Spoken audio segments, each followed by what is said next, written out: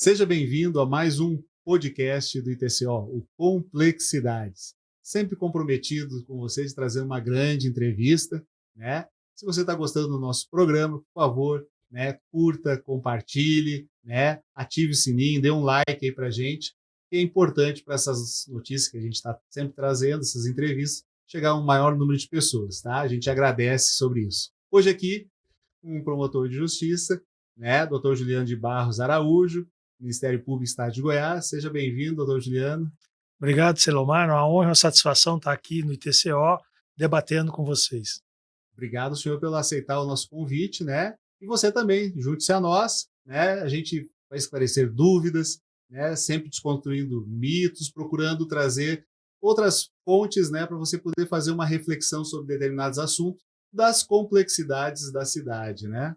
Doutor Juliano, né? Bacharel em Direito pela Universidade Federal de Goiás, mestre em Direito e Relações Internacionais e Desenvolvimento pela Pontifícia Universidade Católica, a PUC, promotor de Justiça no Ministério Público do Estado de Goiás, titular da 15ª Promotoria de Justiça de Goiânia, especializada na tutela do meio ambiente e urbanismo. Vice-diretor da região Centro-Oeste da Associação Brasileira de Ministérios Públicos do Meio Ambiente, a ABRAMPA, membro convidado da Comissão Mundial de Direito Ambiental e da União Internacional para a Conservação da Natureza, né? Membro da Rede Latino-Americana do Ministério Público de Meio Ambiente, da REDEMPA, né? Membro convidado da Comissão de Meio Ambiente do Conselho Nacional do Ministério Público. Então, pessoal, uma grande entrevista, nos ajude aqui com o nosso programa, tá? Não se esqueça de dar o seu like aí e compartilhar com os amigos. Doutor Juliano, seja bem-vindo mais uma vez, né? Queria que você falasse um pouquinho dessa sua experiência aí, um grande currículo, né?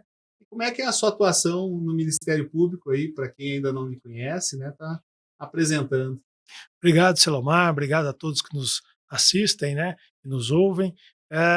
Sou promotor de justiça desde 1993, né, alguns poucos anos, e dessa minha trajetória desde 97, que atuo na área ambiental, né. Fui coordenador do Centro de Apoio que coordena todas as promotorias ambientais no estado de Goiás por 6 anos, e de lá para cá sou promotor titular de Goiânia, da promotoria que eu falo que não tem rotina, né. Nós tratamos lá de formiga questões nucleares, então todas as partes, tudo que envolve a vida em todas as suas formas, passam pela Promotoria de Justiça na questão ambiental, na questão urbanística, e temos atuado agora recentemente no Grupo de Atuação Especial, o GAEMA, do Ministério Público, Grupo de Atuação Especial na área ambiental, né, que é um grupo de especialistas de direito ambiental dentro do Ministério Público, e nesse grupo nós estamos focados nesse primeiro momento, primeiro na questão do desmatamento, né, que é um fator ainda preocupante, principalmente do cerrado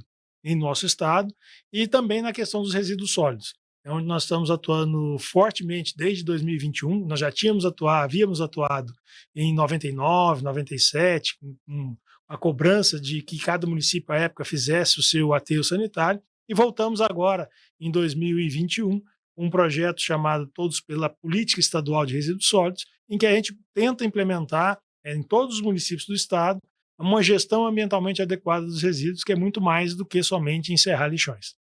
Muito legal. Doutor, eu ia falar um pouquinho aqui sobre os resíduos sólidos, mas o senhor falou de tanta coisa, né? E só lembrando assim que cuidar do meio ambiente é uma coisa muito difícil, é uma coisa muito nova. Outro dia eu estava falando até com um professor que é amigo meu na área de ciências ambientais, né? É uma coisa ainda muito nova, né? E eu acho que os problemas nessa área ambiental são muito grandes, né? A gente vê hoje aí a questão de drenagem, envolve meio ambiente, né? Vai assorear um rio, né? Como é que é? A senhora atua lá, a sua equipe, como é que para dar esse suporte de tantos lados assim que chega, tanta coisa que acontece na cidade? Nós nos especializamos, nós atuamos em três esferas, duas esferas basicamente, né? A Constituição Federal, no artigo 225, fala da tripla responsabilização ambiental, seja ela administrativa, civil e criminal. Então nós atuamos na responsabilização civil e na responsabilização criminal.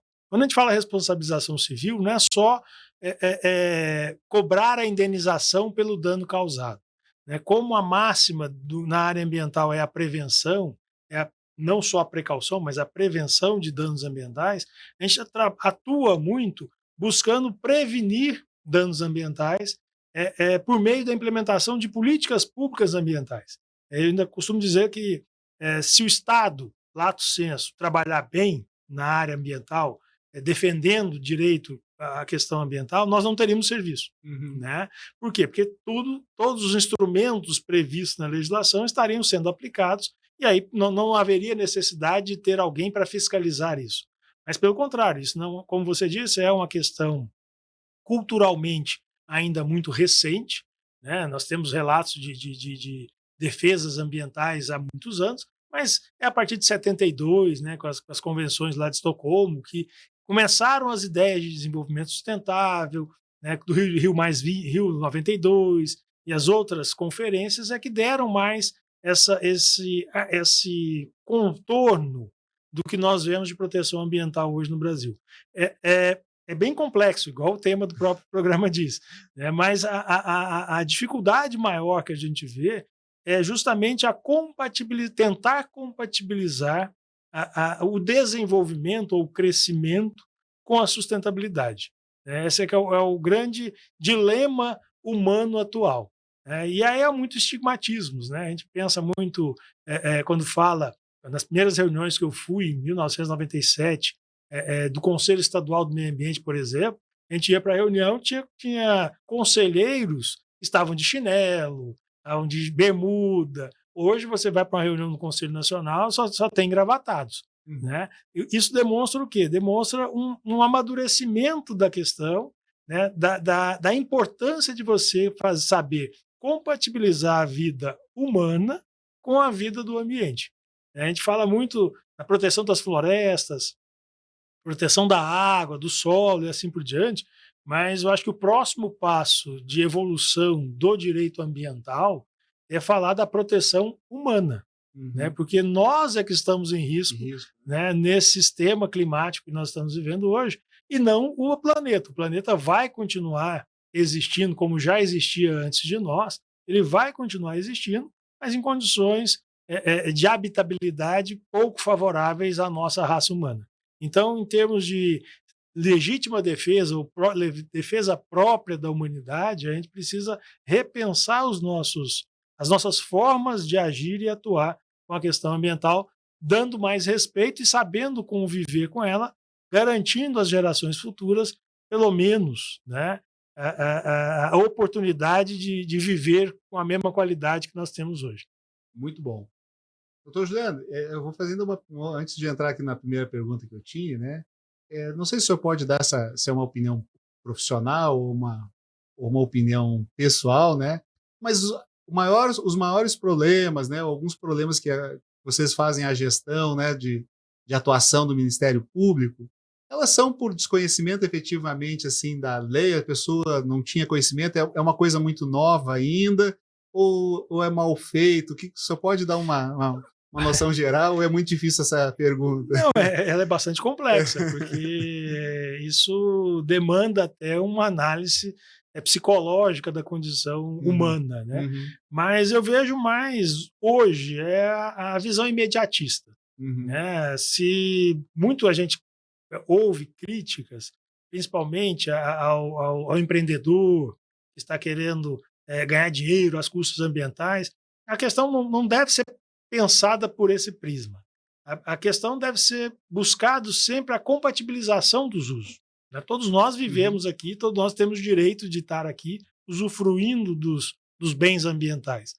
O problema é a quantidade de pegada ambiental que cada um vai ter e também a distribuição disso de forma mais equânime por todos nós que somos cidadãos. Né? Então, assim, conceitos que antes eram mais rígidos começaram a ser mais maleáveis. Né? O direito de propriedade, ele nunca foi um conceito, um direito irrestrito. Né? Então, toda propriedade ela tem as suas restrições. E dentre essas restrições, nós temos que entender algumas restrições de caráter ambiental, não só para preservar a natureza, mas para garantir que outros seres humanos possam ter condições mínimas de habitabilidade desse planeta. Uhum. Então o senhor entende que está melhorando o entendimento das pessoas nesse sentido de, olha, eu preciso cuidar do meio ambiente, eu tenho. É, nós estamos perfeito, nós estamos com uma oportunidade batendo as nossas portas todos os dias, Uhum, né, que são a chamada crise climática. uhum, Eu acredito, né, não sendo pessimista, mas bastante otimista, que deva ser uma das últimas oportunidades que nós temos de repensar a nossa forma de atuação com relação ao ambiente, sim. né. É necessário descarbonizar, é necessário fazer essa transição ecológica para um modo de vida, não só no Brasil, é no mundo inteiro, né, que ele garanta condições para que o ambiente possa dar suporte às nossas necessidades, né. Tudo que nós tiramos vem da natureza, Sim. né, toda plantação, todo o seu smartphone tem produtos ambientais ali dentro, né, a gente só vê a tecnologia, mas tem produtos minerais, tem uma série de coisas ali dentro que a gente depende da natureza para poder, ter esses confortos atuais. Mas é preciso também adaptar a forma de vida para nós não esgotarmos a capacidade do planeta em continuar nos fornecendo esses bens e serviços ambientais. Sim, tem muito cuidado, né. E já falando nisso, né, uma das coisas do meio ambiente que a gente tem que cuidar justamente são os resíduos sólidos, né. Você já falou na sua introdução, né, justamente uma das áreas das que você tem trabalhado bastante são as políticas públicas dos resíduos sólidos, né. Queria que o senhor falasse um pouquinho como é que está sendo essa atuação, né, além porque eu acho que eu tenho visto também alguns trabalhos do Ministério Público e eu acho que isso é relevante trazer, né, que às vezes a gente pensa só no Ministério Público, aquele cara que só vai lá para autuar, criar o processo e tal, mas alguns trabalhos de conscientização, né, a doutora Marta Loyola esteve aqui outra vez falando do lote legal, né, eu vejo também que tem ações também de culturais, de trazer, esses conceitos para a população em geral, que é também o objetivo do nosso programa, né, tá levando essas questões mais à frente. Como é que está sendo a atuação aí nessa questão dos resíduos sólidos? Como eu disse anteriormente, eu particularmente atuo nessa questão de resíduos sólidos desde 1997, né, faz pouco tempo, né, 28 anos já, né, e na época a gente tinha uma visão que focava dentro das agendas ambientais, né, agenda verde, agenda azul, em que a gente chama de agenda marrom, que são o que a sociedade são o output da sociedade, assim Uhum, dizendo, né? Ou seja, dentro da vida econômica social, aquilo que sai da sociedade, uma dessas questões são os resíduos, são os dejetos, uhum, que tem a questão do saneamento, tem a questão da gestão de resíduos. Então, por muitos anos, até mesmo dentro da visão que muitos ainda têm hoje em dia, de que lixo é o output, ou seja, a saída da sociedade, e aquilo que culturalmente, a partir do momento em que o homem deixou de ser nômade, se fixou, ele começou a perceber que a proximidade com seus dejetos lhe causava problemas de saúde, isso criou um paradigma de modelo mental, que chama paradigma do lixo, que é justamente essa proximidade, ela não é boa, então tudo que é lixo é ruim. Então, uma criança pequena, quando vai chegar perto de algum papelzinho no chão, a gente fala assim: "Eca, caca, não pega, isso é lixo". Isso gera no cidadão essa visão até hoje, né. Então, por que que a gente não vê avanços, né, na política pública de gestão de resíduos? Porque a parte que a política pública que é executada é a parte que a sociedade quer, que é justamente o quê? Afaste de mim. Então, todo prefeito, todo o governante exercendo essa política pública parcialmente, ele está atendendo ao anseio da sociedade. O que a sociedade precisa perceber, e também a própria legislação de resíduos começou a perceber, não no modelo americano, mas mais no modelo europeu, é que uma antiga máxima do pai da química, né? Na natureza nada se perde, nada se cria, tudo se transforma. Se eu tenho lixo, é porque esse lixo um dia ele era uma matéria-prima, né? Era um bem ambiental que foi extraído da natureza, foi transformado, foi consumido parcialmente e parte dessa matéria-prima que poderia ser utilizada estava sendo jogada fora por questões culturais, porque lixo é algo que eu quero longe, né? Então, com a Lei 2.305, que ficou 19 anos em tramitação no Congresso Nacional. A lei era outra quando começou, né? Focava basicamente só em encerramento de lixão, mas durante o processo legislativo ela foi incorporada a ela visões que a comunidade europeia já vinha estabelecendo há vários anos, dessa necessidade de uma economia circular, no fluxo de matérias, em que, se a gente for parar para pensar com mais calma, né, o resíduo, até pelo nome é diferenciado resíduo de lixo, o resíduo é o quê? É algo que sobrou. Quando a gente vai trabalhar com as nossas crianças, aquela conta de subtração, o resíduo é o resto. 10 menos 5 é 5. O 5 não é lixo. O 5 é o resíduo, é o resto. E esse resto, ele precisa necessariamente voltar, né, na cadeia econômica para poder o quê? Para poder a gente conseguir, sim, transformar a agenda que era meramente marrom numa agenda verde, que é o quê? Você fazer a extração menor de matérias-primas para atender às nossas demandas, fazendo com que a economia comece a circular cada vez mais. Então, assim, dentro dessa visão que veio de 2010 para cá, a gente pensa que a lei não pegou. Não, ela pegou, porque ela faz uma mudança cultural muito grande. E aí, aquilo que você falou, quando nós percebemos que trabalhar somente com o poder público para convencê-lo de que a forma de atuar não é só atuar no aterro sanitário, não é só atuar no lixão, ele precisa ter medidas dentro da hierarquia definida na lei de reduzir a quantidade de resíduos e reaproveitar ao máximo, você vê a necessidade de uma transformação cultural. E nessa transformação cultural é imprescindível que a sociedade participe, porque ela, além de ser um ator importante, porque é ela que produz resíduo, ela será a primeira beneficiada. Então, a partir daí, a gente tem trabalhado implementações de políticas públicas em que a gente busca não somente encerrar o lixão, que é algo visualmente, socialmente cruel, mas também implementar uma gestão ambientalmente adequada que preveja todas as etapas. Por isso que a gente tem trabalhado tanto em coleta seletiva, compostagem, conscientização da população, reaproveitamento, triagem, porque são essas ações, né, conjugadas com a destinação final, é que vão fazer uma gestão adequada. O que a gente precisa é tentar fazer com que a sociedade automatize a visão sobre o resíduo, né? Quando ela toma um suco de caixinha, por exemplo, né, ao terminar o seu suco de caixinha, ela não veja lixo ali.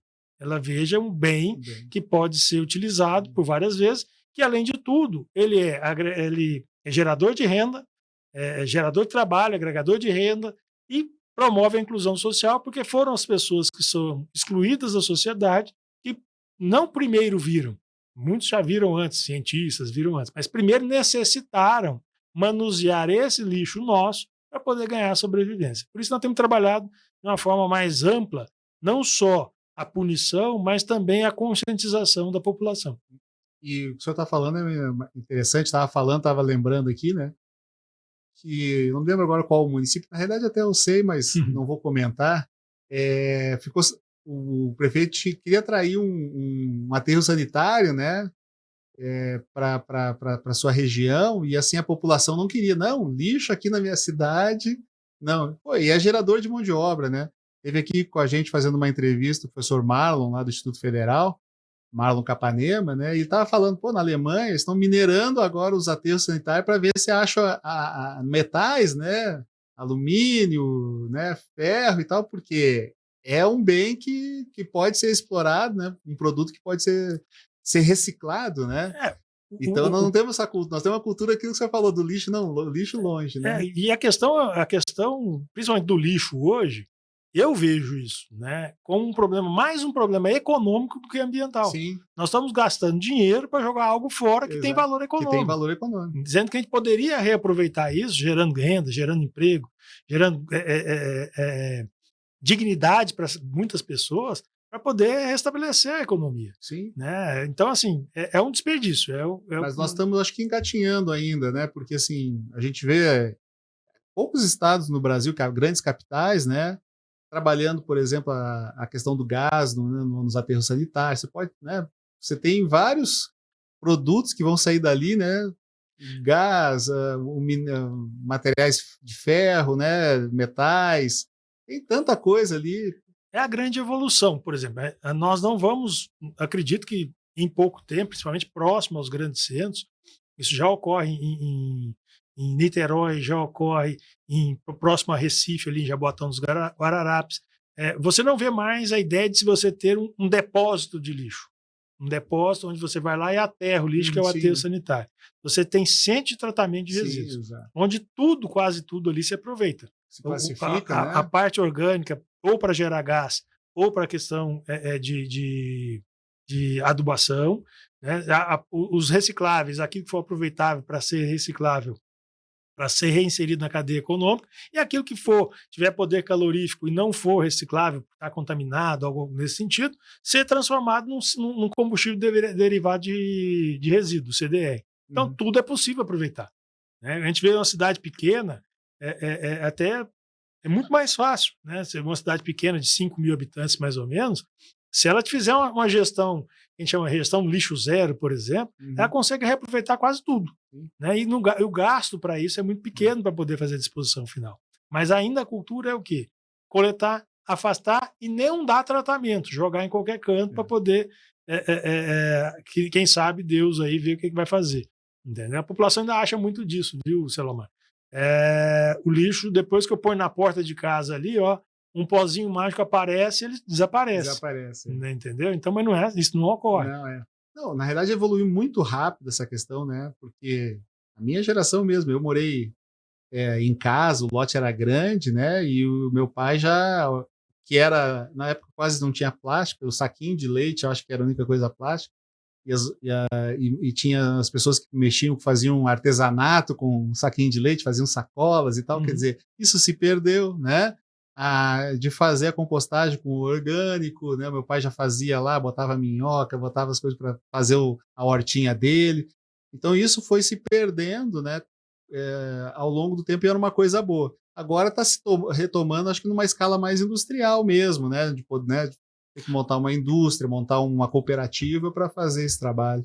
Hoje nós já temos várias empresas que são especializadas na transformação do resíduo, seja da construção civil, seja no aproveitamento desses resíduos para fazer janela, porta. Ontem mesmo tive conhecimento de uma empresa que utiliza de cano de PVC para reciclá-lo e transformar em porta e janela, Uhum, esquadrias. legal. Então, assim, são vários exemplos. Uma indústria que tem em Campinas, interior de São Paulo, que aproveita todas as baterias e faz a remineralização das baterias. E Uhum, todo o material mineral que tem ali da bateria é levado para a indústria do agro. Você aproveita tudo, praticamente tudo. Então é algo que antes não via esse nicho de mercado, que hoje há necessidade de uhum, estabelecer. Mas paralelo a isso, para que isso tenha, para que novas empresas se instalem, é necessário que haja a cultura da separação, que a política pública de gestão ela seja pensada já incluindo esses novos atores, né? Ou seja, se a empresa chega e não tem material para ser reciclado, ela vai fechar. Então ela uhum, precisa que haja separação. Então isso começa com a educação ambiental, com a comunicação social, com uma coleta seletiva bem feita pelo município, comunicando aos munícipes a hora e o dia exato para poder passar, uma orientação, o que ele separa e como ele separa, né? O instrumento de cobrança, que é muito criticado aí, é um instrumento válido em outros países. Por exemplo, em alguns países você recebe uma sacola para poder colocar o lixo por semana. Se você precisar da segunda, você paga o dobro. Então aí isso força a população a começar a ter a gestão na própria casa, né, uhum, que é o ideal. E paralelo a isso, a gente também precisa acabar com essa prática ruim dos lixões, que são centros aí de locais, melhor dizendo, em que causa poluição do solo, causa poluição das águas subterrâneas, e hoje nós já temos conhecimento também, são geradores de gases de efeito estufa. Então isso precisa também ser combatido, mas toda a política ela precisa ser integrada.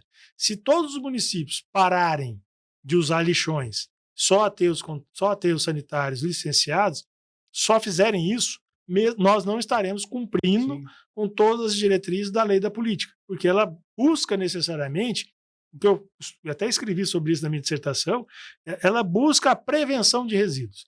E prevenir resíduos você ou reduz a quantidade ou você mantém a matéria-prima em circulação por mais tempo.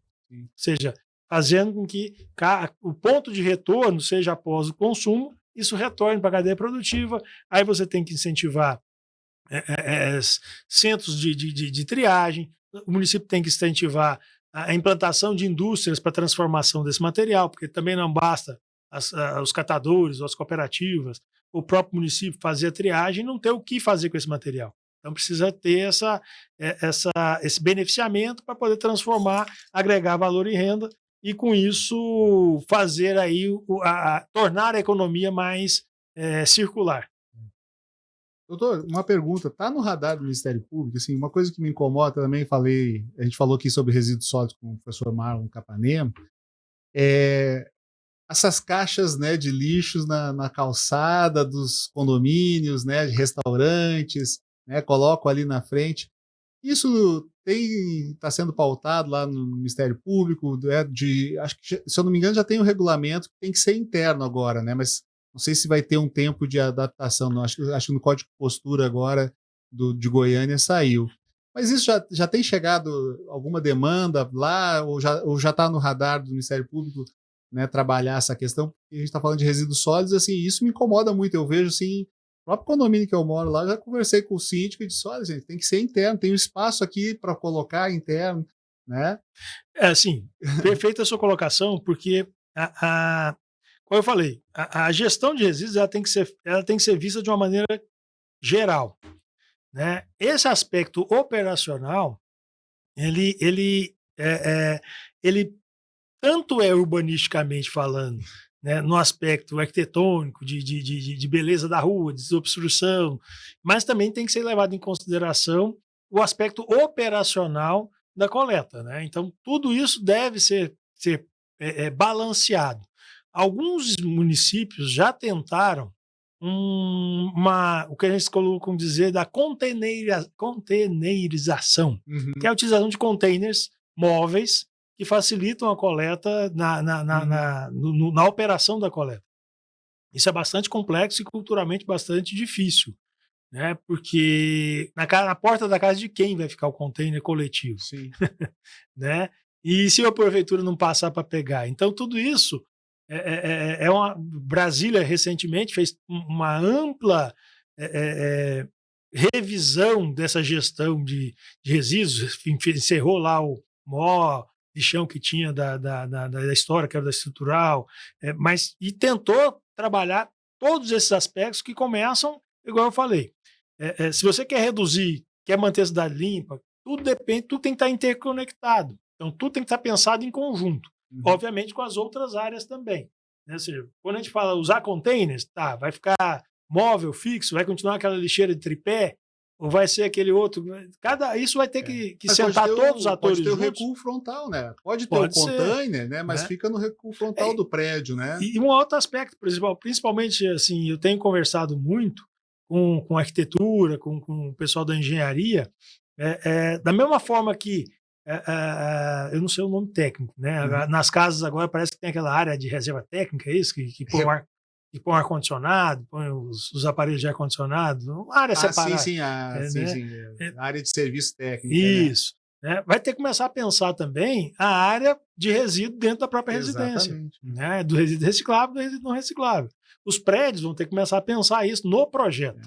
Porque é uma mudança. Né? Se eu tenho uma necessidade de separar, eu tenho que chamar todo mundo junto, eu tenho que ter local separado dentro da própria construção, né, para poder ver onde é que vão ficar as coisas. Exatamente. Então, assim, é um processo de mudança cultural que todos vão ter que se adaptar. Mas eu até lhe perguntei mais se tem surgido, porque assim, isso me incomoda, se tem incomodado mais pessoas, se está no radar, né, do Ministério Público. Tem, assim, o que nós estamos discutindo tem o plano de coleta, né, e dentro desse plano de coleta, a depender, né, da operacionalização, não o que é mais fácil, mas o que é mais, dependendo da região, depende.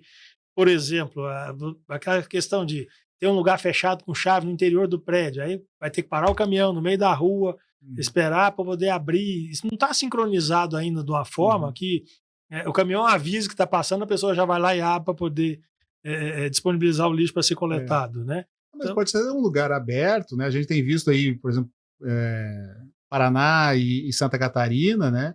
O recuo, o gradil, ele faz uma volta e deixa o recuo.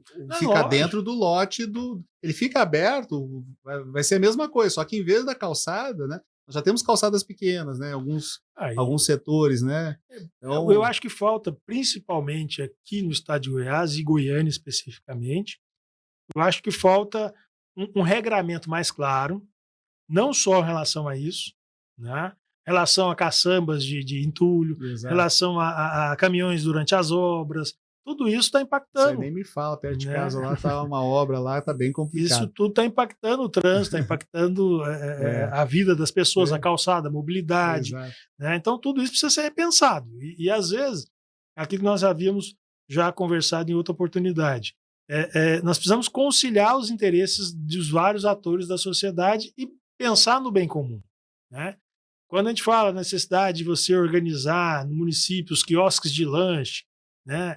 Onde é que eles vão ficar? Porque precisa garantir a mobilidade da população, precisa garantir a segurança, a limpeza do local. Tudo isso precisa ser... complexidade da gestão, né? Tudo isso precisa ser trabalhado de forma conjunta, porque se não tiver isso, é a lei do mais forte. Quem chegar primeiro leva, coloca, põe, e aí trabalha-se depois só no comando e controle, que é fiscalização, o poder público não dá conta de estar todo tempo em todo lugar. Sim. E aí continua essa sensação que as coisas não funcionam. Não funcionam. Doutor, tá muito legal o papo aqui, já meia hora de bate-papo. Eu quero convidar o pessoal a curtir, né, o nosso programa, deixar o like, né, ativar o sininho. Né? Tá gostando da entrevista? Compartilhe com os amigos, né? Que assim a gente pode chegar com essa informação aí para outras pessoas. Doutor, muito legal o nosso bate-papo aqui, né? O senhor falou anteriormente aqui, né, da logística reversa, né? Também da economia circular, né? Bem pontual, assim, até para explicar como é que é essa logística reversa para a população que está vendo, né? O que é essa logística reversa, né? A lei de resíduos ela trouxe uma nova forma de responsabilidade. A responsabilidade compartilhada pelo ciclo de vida do produto. Parece complicado, mas não é. É que cada um, né, como todos nós, geramos resíduos, lidamos com resíduos naturalmente, todos nós temos responsabilidade na medida da nossa participação. Então, o cidadão comum ele é obrigado, não é vontade, se ele está com vontade ou não. Quando tem sistema de coleta seletiva, ele é obrigado a fazer a separação em casa e fazer a destinação conforme o programa de coleta seletiva do município. Né? O comércio e a distribuição é obrigado a receber, principalmente, os produtos que têm algum tipo de dificuldade ou mais perigosos, pilha, bateria, e dando exemplo, lâmpada fluorescente, pneus. Né? O comércio é obrigado a receber, e medicamentos também. E a empresa, a fabricante do produto, ele é obrigado a vir retirar esse produto. Isso se chama logística reversa. Quando a gente compra um produto, dentro do preço já tem o frete para o produto chegar até a nossa prateleira. Mas esse frete de volta ele não está incluído ainda, não foi pensado ainda. Então a logística reversa é esse frete de volta do produto que você consumiu parte dele e que gerou um resíduo. Eu costumo dizer, eu compro um líquido de refrigerante, eu não compro a garrafa do refrigerante ou o plástico do refrigerante. Então, o líquido eu comprei, é o produto que eu comprei. O vasilhame é a forma como a indústria encontrou para entregar esse produto para o consumidor. Então, ela é responsável por esse vasilhame, essa embalagem.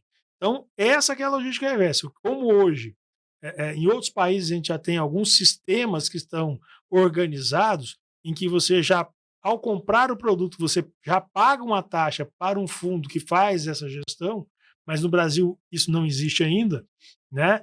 Fala em taxa no Brasil, o pessoal já pula, né? Já tá com uma parte do preço, assim dizendo, né? Uma parte do preço você paga, já está embutido o retorno dessa embalagem, porque sabe que esse recurso não vai para a indústria, vai para um fundo que vai garantir e financiar essas ações. No Brasil, como isso não, a ideia veio de fora, mas o sistema não está implantado ainda.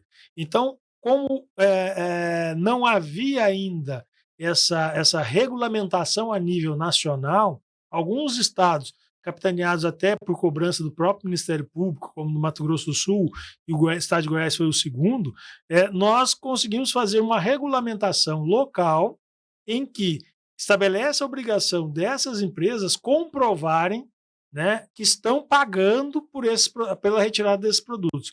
De que forma? Mediante o custeio ou o pagamento a partir das notas fiscais que as cooperativas de catadores retiram esse material e vendem para a indústria. Então, essa rastreabilidade do material, ela é possível através dessas notas fiscais, e aí, a partir dos programas de logística reversa que as empresas são obrigadas a apresentar, elas dizem para quem que elas estão pagando e como elas estão pagando. Para isso, além da regulamentação, foram desenvolvidos sistemas, né? O primeiro deles que controla essa quantidade de notas fiscais, quem foi, quem pagou, quem não pagou, essas coisas todas, se ela existe, se ela não existe, tudo isso auditado. E agora, recentemente, tem o que a gente chama de Manifesto de Transporte de Resíduos, que é o MTR. Esse Manifesto de Transporte de Resíduos vai fazer a rastreabilidade efetiva desse resíduo. Ou seja, eu sei que a cooperativa participa de um programa de coleta seletiva do município de Goiânia, conseguiu coletar tantos quilos de plástico, por exemplo, e vender essa quantidade de plástico para a indústria. Quem pagou por esse serviço quem vai pagar por esse serviço vai ser a indústria, mediante a comprovação do pagamento dos créditos de logística reversa. Não é um sistema ideal, mas é o primeiro a rodar nessa nova visão. Eu acredito que, pelo custo disso, ao longo dos anos, esse sistema tende a mudar para que esse preço ele já seja embutido inicialmente, né? Porque a indústria também vai repassar esse preço ao consumidor, isso é óbvio, né? E aí esse preço seja repassado já com a criação de fundos específicos por tipo de material para poder bancar e custear esse retorno do material desses produtos à indústria. Eu vi uma entrevista já faz tempo, na realidade, 1, 2 anos atrás, não sei se está funcionando, se o senhor conhece, está vendo até o município estava autuando uma pessoa porque num descarte legal de lixo tinha uma lata de tinta, essas coisas, e pelo código de barra se descobriu qual foi o lote, onde é que foi vendida a pessoa. Isso está acontecendo já? Sim, eu acho interessante essa visão. Tecnologicamente ainda não. Alguns produtos, nós conseguimos fazer a rastreabilidade. Por exemplo, embalagem de agrotóxico, por exemplo. Há um sistema, foi o primeiro do país, foi implantado aqui em Goiás, eu até tive a honra de participar nessa implantação, em que o produtor rural, quando ele compra o produto agrotóxico lá na loja, mediante receituário agronômico, isso já gera uma obrigação para ele, e dentro de um ano, se ele não devolveu aquela quantidade de embalagem, né, no centro de recepção, ele automaticamente é autuado notificado para poder fazer a apresentação desse produto. Então, é um sistema já de rastreabilidade, que já existe em outros bens com valor, né, no caso de produtos agrotóxicos, e que possivelmente, futuramente, alguns outros produtos a gente consiga fazer. Sim, porque agora, início de mandato, eu vi vários prefeitos, né, fazendo mutirões de limpeza, né? O prefeito Leandro de Aparecida estava reclamando que estavam fazendo descarte legal, né? Então, acho que também temos que investir os municípios em tecnologia para a gente conseguir rastrear de quem é esse lixo, né? Esse resíduo. É possível. Eu acho que o resíduo da construção civil ele é mais difícil. Não, ele é até mais assim. É possível melhor você fazer uma gestão dele, né? Fazendo a vinculação de alvará de construção, com alvará de demolição, com termo como é que chama? Termo de conclusão de obra, sim, com a comprovação da destinação dos resíduos. Nós precisamos ter um sistema aqui que integre todos os transportadores, todos os geradores de resíduo da construção civil, e que esse sistema, obviamente com esse MTR, né, Manifesto de Transporte de Resíduos, que fala, se você vai construir uma casa, deve ter um percentual de RCC que vai ser criado. RCC é o resíduo da construção civil, né, gerado. E aí você tem que comprovar que você, mediante o termo final do manifesto, olha, quem recebeu esse resíduo, dizer, olha, meu resíduo que eu gerei foi recebido por fulano de tal que tem essa capacidade de receber.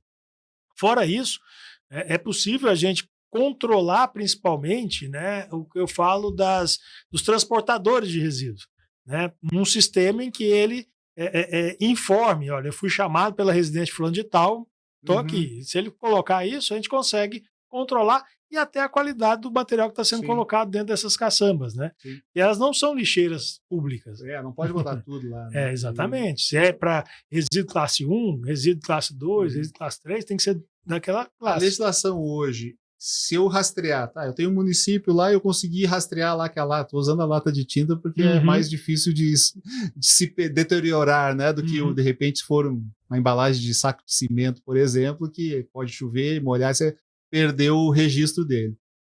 A legislação hoje, se o fiscal ambiental, né, do município for lá encontrar, rastrear, ele tem condições legais de notificar essa pessoa que descartou de forma irregular? Ou, Assim, feita a identificação de quem é o responsável por aquela lata, ele vai ser autuado e pode até ser processado criminalmente. é, Porque existe a legislação da Amparo para o resíduos município fazer isso aí. perigosos são resíduos com maior complexidade, maior grau de cuidado tem que ser tomado com ele. Então, aqueles que forem descartar produtos perigosos, químicos e outras coisas, eles precisam ter eles precisam contratar alguém ou destinar num local adequado. Uhum. Jogar em qualquer canto, ele pode, se for identificado, ele vai ser responsabilizado. Você falou isso, eu acho bastante importante também a gente chamar um pouco a responsabilidade da sociedade, né? Isso, eu falo muito assim, há uma visão nossa dessa cultural jogar fora, É, né? Só que não existe o fora, né? O fora é dentro da sua é. casa, né? Ou seja, o planeta Terra é a única casa que a gente tem, não existe jogar fora. E nós temos essa cultura, né? Eu mesmo fui criado desse jeito, igual você falou, né? Tinha um Leva o lote, lixo lá fora. leva o lixo lá fora, tem um lote ali baldio, descarta lá. Você fazia isso, né? Eu fiz isso quando eu era criança. É errado, mas na época era outra. Agora, o que precisa é a sociedade colaborar. Se, por exemplo, dentro da sua casa você não joga o lixo no chão, né? Não, se, mesma coisa, se tiver lá 10 colaboradores para limpar a sua casa, você vê que for sujando toda hora, você vai botar 20 e vai continuar suja, né? Então, se a sociedade também não colaborar e começar a ter o respeito ao espaço público, né?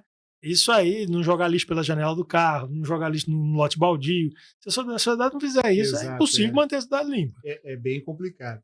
Né? Doutor, estamos chegando quase no final aí do nosso bate-papo. Muito bom. Quando é bom, passa rápido, né? Então, pessoal, não se esqueça, né, de dar o seu like, ativar o sininho aí, compartilhar, né?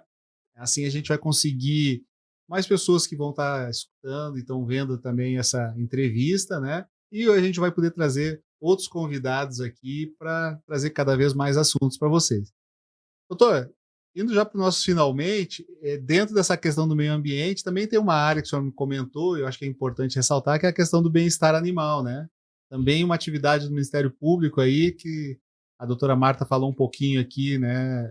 Promotora de justiça lá de Senador Canedo, o Marcos Senador Canedo já falou, o senhor comentou que tem aparecido muito, né? Essa questão, né, de maus tratos aos animais, né? Que também faz parte do, né, É, nosso ecossistema, né? exato. Nós, apesar de sermos bichos urbanos, né, assim dizendo, nós precisamos, boa parte da população ainda precisa de ter uma certa relação próxima com os pets, de modo geral. Uhum. Né? Isso é socialmente, psicologicamente benéfico, isso precisa ter.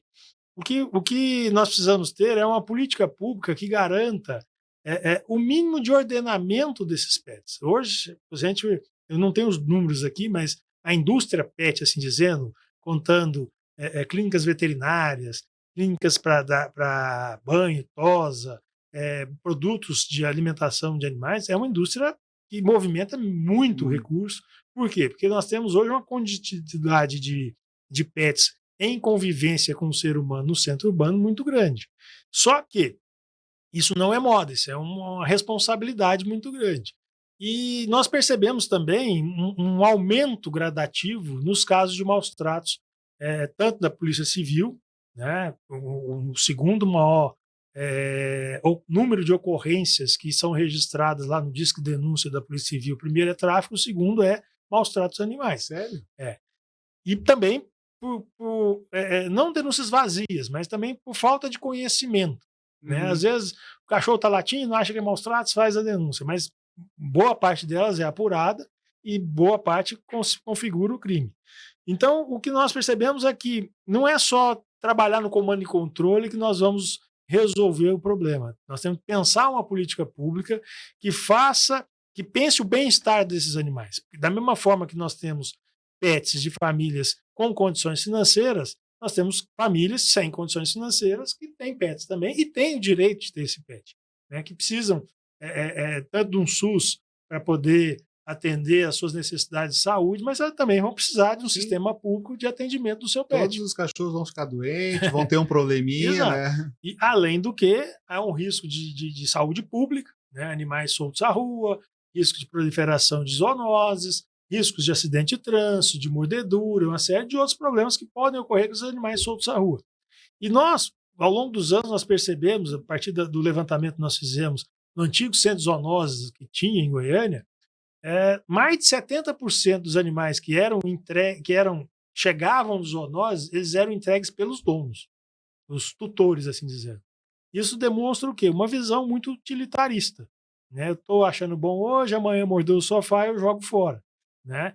E não é isso, é uma vida que está ali e precisa ser uma responsabilidade. Então, nós trabalhamos a necessidade de implementação de uma política pública de bem-estar que passa necessariamente pelo cadastro e registro desses animais, visando o que? A responsabilização do tutor. Ninguém é obrigado a ter pet. A partir do momento que você escolhe ter um pet, né, você se torna obrigado a tomar conta daquele cachorro, ou daquele gato, ou daquele pet. Então, essa responsabilização. É um direito e um dever, né? Essa responsabilização, ela se esvazia porque você não tem controle nenhum. Então, a necessidade de ter o registro do cachorro, do gato, ter o registro do pet, ter a responsabilidade dele de vacinar, se é dono do cachorro, então você é obrigado a ir lá vacinar o cachorro. Né? Deixa as campanhas públicas para quem não tem condições, igual no Sistema Único de Saúde. Sim. Né? E aí, além disso, a parte dos animais abandonados, principalmente, né, precisa ter um local que acolha esses animais. Né? Os cães comunitários, por exemplo, cachorros, gatos comunitários, e ele não é de ninguém, né? Ele é da rua. Aí cada dia um põe comida. Isso precisa ser regulamentado também, né? Então, tudo isso que nós temos tentado trabalhar. Tem até uma ação civil pública que já foi ajuizada, já foi julgada procedente. Ela baseava-se muito na proibição que eles chamam eutanasiar, mas eu falo eliminar os animais, principalmente quando o cão era abandonado, o gato era abandonado, e ninguém ia buscar, passava tantos dias, eles matavam o cachorro sem qualquer análise se tinha ou não tinha condições de vida ou não, nem tentavam fazer campanha de adoção. Então, tudo isso é necessário implementar essas ações. Então, temos uma ação que já está transitada em julgado, o município já está sendo condenado à multa há vários anos, né, para poder resolver. Temos tentado, desde a gestão do prefeito de Goiânia, era o Paulo Garcia na época, né, Paulo Garcia, Elis Rezende, o Rogério Cruz, Paulo Garcia, Elis Rezende, Rogério Cruz, agora com o novo prefeito estamos tentando também, que ele faça o mínimo dessas ações. Às vezes acham que criaram a UPA-VET aqui, né, que é um atendimento feito para comunidade carente, ali no Balneário Meia Ponte, que também não atende a toda a população, só um grupo pequeno e não tem condições, mas nós temos várias outras situações que estão gerando problemas. Por exemplo, aquelas pessoas bem intencionadas que começam a acolher esses animais de rua, né? Terminam por gerar problemas psicológicos e viram acumuladores. Então, temos casos aqui em Goiânia, Aparecida, de pessoas que, com a intenção de ajudar, já estão acumulando 700 animais no mesmo recinto. Né? Meu Deus. O que ocorre? Os animais estão sob situação de maus tratos, porque não tem alimentação adequada, tem brigas diretas entre esses animais, problemas de saúde nos animais, e não tem condições financeiras para poder arcar com um custo desse. Então, tudo isso a gente tem buscado que o poder público assuma a sua função de controlar essa atividade, exige essa posse responsável, registro, campanha de conscientização da população, porque, igual eu falei, são mudanças culturais. Né? Nós, aqui do Estado, ainda temos muita visão utilitarista dos dos animais, seja pela questão rural, que é muito próxima a gente, né? Eu tenho tantas cabeças de gado, por exemplo, né? Então, da mesma forma, dá essa visão aos animais pets que nós convivem conosco. Doutor, já para encerrar, que eu sei que o seu tempo já estamos já nos finalmente, né? Quando o senhor falou, só para entender, quando fala registrar hoje, por exemplo, a doutora até Marta falou que quando eles recolhem da rua lá um projeto do senador Canedo, né? Tá aplicando todas as vacinas e chipam, né? Tá saindo chipado, né? O cão ali, o pet, né? E depois vai para a doação e sabe quem está cuidando. Hoje, quando se compra, né? O pet, ele já é obrigado a sair chipado quando é esse registro? Como é que é esse registro, assim, rapidamente? Nós não temos nenhuma regulamentação. Aliás, tem uma lei, uma lei antiga, o Código de Posturas antigo, falava na necessidade desse registro. É a carteira de identidade do cachorro, Sim, do gato. Você tem que ter uma carteira de identidade, né? São Paulo, por exemplo, faz pelo aplicativo do celular, tira uma foto.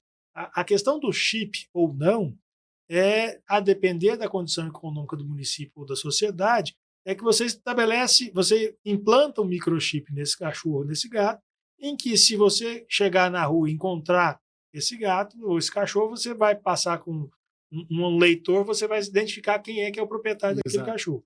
Isso aí é o ideal, mas num momento ainda de evolução. Acho que nós precisamos começar primeiro, até por uma questão mais de educação da sociedade, de tirar a carteirinha de identidade do cachorro, né? Vai lá, faz pelo... São Paulo está fazendo pelo aplicativo. Nós marcamos vacina pela Covid pelo aplicativo. Sim. Então, assim, você pode tirar um documento desse, a gente abre conta de banco pelo aplicativo. A gente pode tirar uma foto do animal, registrar lá qual que é o bairro, qual que é a casa e tudo certinho. E ali você pode desenvolver esse sistema mais detalhadamente no futuro para vincular com clínicas veterinárias, locais que recebem esses animais, para poder ter o cadastro, né, dos animais que estão ali. Como é que eu sei que o cachorrinho tal? Você não vai saber que o cachorrinho tal é de fulano Beltrano, né? Mas dependendo da região que ele foi encontrado, ele provavelmente é de um bairro próximo. Sim. Dali você tem a condição de identificar o tutor que provavelmente abandonou, o cachorro fugiu. Mas o fato não é esse. O fato é de, quando você ter na certidão de nascimento, no carteira de identidade do pet, que você é o tutor, você é responsável. Sim. Então você muda a cultura da sociedade. Né? Então a esperança é essa, né? Tomara que ocorra. Vamos trabalhar isso. Não é fácil, né? Porque a criança, né? Eu já tive essa questão, né? De minhas filhas quererem um cachorrinho, só vocês vão cuidar, tem que dar água, tem que isso, tal, né? Então, não, naquele momento a criança quebra o nosso coração, né? Dizendo que vai fazer tudo, né? Mas depois... Eu consegui postergar por 10 anos. O meu não chegou a tanto, assim, mas graças a Deus deu sempre tudo certo. Doutor, muito obrigado pela sua entrevista aqui, o tempo está exíguo, sei que você gostou da entrevista. Fica o convite aqui, né? Em breve a gente está aqui, quem sabe trouxemos a doutora Marta também para fazer um bate-papo aqui mais, né, mais aberto, outros assuntos aí que vocês têm trabalhado aí de forma, né, muito bem aí no município, né, aqui de Goiânia, que na outra entrevista foi com a doutora Marta, do senador Canedo, né? É um trabalho que a gente tem aprendido muito aí com vocês, tá? Se quiser deixar as palavras finais aqui. Eu que agradeço, Elomar. Agradeço o TCO, agradeço a você, né? Dentro da superficialidade do nosso bate-papo aqui, né? Espero ter contribuído na sua complexidade do programa. E então estamos à disposição aí para poder sempre contribuir, debater e aprofundar os maiores conhecimentos com a sociedade. Sim, não. E também o nosso bate-papo aqui, ele é muito importante para as pessoas, né, não fiquem só aqui com o nosso bate-papo, né? Quer dizer, vou aprofundar como é que é isso, como é que eu posso cuidar melhor do meu lixo, como é que eu posso cuidar melhor do meu pet, saber das responsabilidades, e nós temos muitas. Hoje em dia a gente percebe que as pessoas só querem ter direitos, né? Que é um direito, mas nós também temos nossos deveres e é um direito, né? Dos outros que a gente tem alguns deveres. Muito obrigado aqui, muito obrigado ao Ministério Público por ter liberado seu tempo aí, que eu sei que é exíguo, né? E fica aqui o convite para você nos acompanhar no Complexidades, né? O podcast do ITCO, onde a gente sempre vai estar trabalhando para você, trazendo pontos de vista diferentes, né? Para você poder fazer a sua reflexão, né? Se você gostou, curta. Se gostou, quer saber mais alguma coisa, faça a pergunta aí no YouTube para nós, tá? compartilhe com os amigos e até o próximo Complexidades.